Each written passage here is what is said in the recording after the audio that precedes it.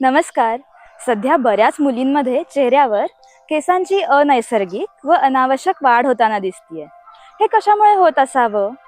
आज प्रत्येक स्त्री पुरुषाच्या खांद्याला खांदा लावून उभी आहे. तिचं करिअर, जबाबदाऱ्या, स्वप्न हे सगळं सांभाळत आहे.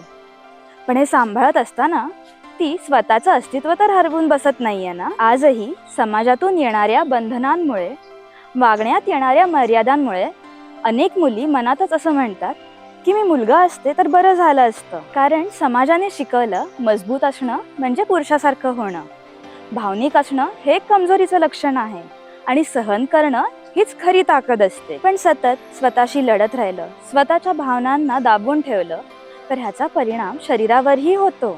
जेव्हा आपण स्वतःच्या शरीराला, आपल्या स्त्रीत्वाला कमी लेखतो किंवा त्याचा तिरस्कार करतो तर याचा खोलवर परिणाम आपल्या आरोग्यावरही होतो. हॉर्मोनल इम्बॅलन्समुळे होणारे पाळीचे त्रास, केसांची होणारी अनैसर्गिक व अनावश्यक वाढ हे फक्त शारीरिक नाही तर भावनिक यातनांचं प्रतिबिंबच असतं आणि यामध्ये होमिओपॅथिक औषधांचा रोल हा महत्त्वाचा ठरतो. स्त्रीत्व ही तुमची मर्यादा नाही तर ही तुमची शक्ती आहे. कोमल असणं, काळजी घेणं, भावना व्यक्त करणं ही तर तुमची नैसर्गिक प्रवृत्ती आहे. स्वतःच्या शरीराला दोष देण्यापेक्षा त्याचा स्वीकार करा. निसर्गाने आपल्याला दिलेलं हे वरदान आहे, ते सन्मानाने स्वीकारा. स्ट्रॉंग व्हा पण तुमचं ममत्व सोडू नका.